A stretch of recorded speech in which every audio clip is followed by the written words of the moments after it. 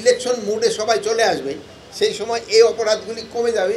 Police বাহিনীর এই যে যানবাহনের স্বল্পতা, এটা অনেক দিন যাবতীয় আছে। এই 200 গাড়ির পরও কিন্তু যানবাহনের স্বল্পতা আমাদের থাকবে, যেহেতু আমাদের যে পরিমাণ গাড়ির প্রয়োজন আমাদের ওই পরিমাণ গাড়ি নাই।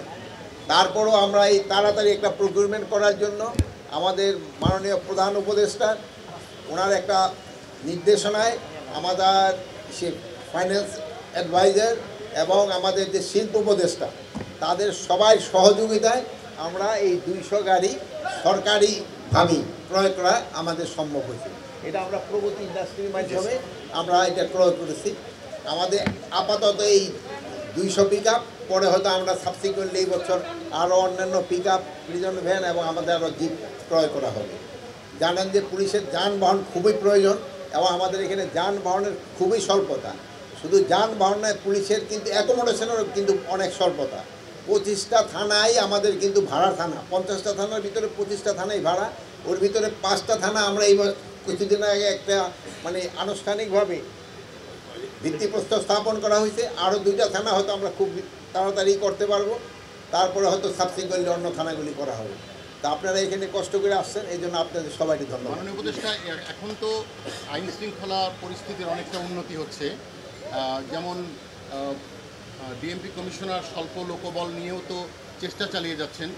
থানার ওসি চেঞ্জ হওয়ার পরে মোহাম্মদপুরেও অবস্থার ধীরে ধীরে উন্নতি হচ্ছে, কিন্তু একটি বহল নৈরাজ্য। আপনি যে আগে যে সেন্টেন্সটা বললেন ওটা একটু আবার জোরে বলেন, এখানে আসেন। আর আপনি বলেন, আপনি এখান থেকে সবাই এখানে আসেন, সেই কথাটা বলছেন ওটা বলেন। আপনার পরিচয় আগে দিয়ে বলেন। আমার নাম এনামুল কবির রূপম, আমি চ্যানেল আইয়ের স্পেশাল করেসপন্ডেন্ট। মাননীয় উপদেষ্টার কাছে আমার প্রশ্ন যে আইন শৃঙ্খলা পরিস্থিতির আস্তে আস্তে উন্নতির দিকে যাচ্ছে। থানার ওসি বদল হওয়ার পরে মোহাম্মদপুরেরও আইন শৃঙ্খলা পরিস্থিতির খানিকটা উন্নতি হচ্ছে এবং সীমিত লোকবল নিয়ে ডিএমপি কমিশনার আইন শৃঙ্খলার উন্নয়নে সব কাজ করে যাচ্ছেন, কিন্তু একটি মহল নৈরাজ্যকর পরিস্থিতি তৈরি করার জন্য ঝটিকা মিছিল সহ অন্যান্য আয়োজন করছে। এটা কেন ঠেকানো যাচ্ছে না মাননীয় উপদেষ্টা? আপনার অনেক অনেক ধন্যবাদ। দেখুন, আপনি একটা দেখছেন ভাই কিন্তু ভালো কথাটা বলতো যে কিন্তু মুখ দিয়ে একটা খারাপ চলে আসছিল, যেহেতু অভ্যাসটা দূর হতে কিন্তু অনেক সময় লাগে। আরেকটা হলো এই যে এইটা যেটা ভাই যেটা বললো উনি সত্যি কথাই বলছেন, কিন্তু ঝটিকা মিছিলের কিন্তু সংখ্যা কিন্তু কমছে। আপনারা জানেন একবার অনেক 244 জন যে সময় আমরা একবারে ধরলাম হাতে নাতে, সেই সময় কিন্তু এরপরে কিন্তু সংখ্যাটা অনেক কমে আসছে। তা আপনাদের এরকমভাবে যদি আপনারা সাহায্য এবং সহযোগিতা করেন তবে এইগুলি আরও কমে যাবে, এক সময় দেখবেন আস্তে আস্তে এলিমিনেট হয়ে যাবে। আর অপরাধের সংখ্যাও কমছে। আর একটা হলো ইলেকশন মুডে সবাই চলে আসবে, সেই সময় এই অপরাধগুলি কমে যাবে, কিন্তু সেই সময় ধরনের প্রসেশনগুলি বেড়ে যাবে, যেহেতু সেই সময় বিভিন্ন দল তাদের পার্টি প্রসেশন করবে। তবে আমি সবসময় বলি ইলেকশনের জন্য তো কয়েকটা অর্গানাইজেশনের সবচেয়ে বেশি কাজ।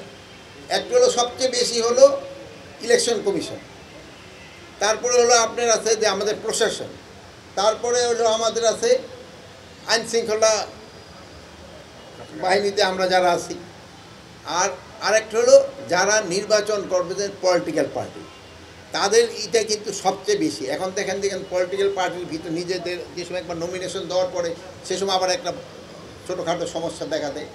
তো আমরা বলবো যে সবাই যদি সহযোগিতা করে তো নির্বাচন কিন্তু খুব ভালোভাবে হবে। আর সবচেয়ে বড় স্টেক হোল্ডার হলো জনগণ। জনগণ যখন নির্বাচনমুখী হয়ে যাবে সেই সময় কেউ কোনো কিছু আটকাতে পারবে না। জনগণ হলো সবচেয়ে বড় ফ্যাক্টর। তা আমাদের দেশের জনগণ কিন্তু নির্বাচন সম্বন্ধে খুবই সচেতন। দেখবেন এখনই কিন্তু চায়ের স্টলে এই নির্বাচন নিয়ে আলোচনা শুরু হয়ে গেছে। এটা যতই দিন ঘনে আসতে থাকবে আলোচনা আরও বেশি হবে এবং আপনারাও এইগুলি মিডিয়ায় প্রচার করবেন এবং নির্বাচনটা যেন সুস্থ, শান্তিপূর্ণভাবে এবং উৎসব মুখর হয়, এই জন্য আমাদের সবার চেষ্টা থাকবে।